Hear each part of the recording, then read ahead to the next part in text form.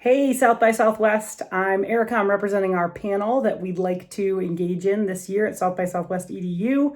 I'm representing some amazing ladies who are starting edtech companies, who are part of the founding team, and who are thinking about how the human side of edtech actually comes into play.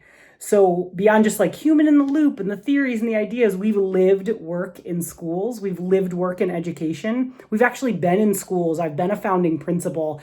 Everyone on the panel has played a role in an actual real school. And so when we think about emerging technology like AI, when we think about building like for the customer, we're thinking about how do you actually shape and collaboratively build products that are in support of empowering the amazing humanness that's happening, using products to actually do the hard work of connecting, where the technology can actually enhance the connection and enhance human connection versus try to say that the tech is more important or that using the tech to take away from that connection itself. So just really excited to be a part of what this could be.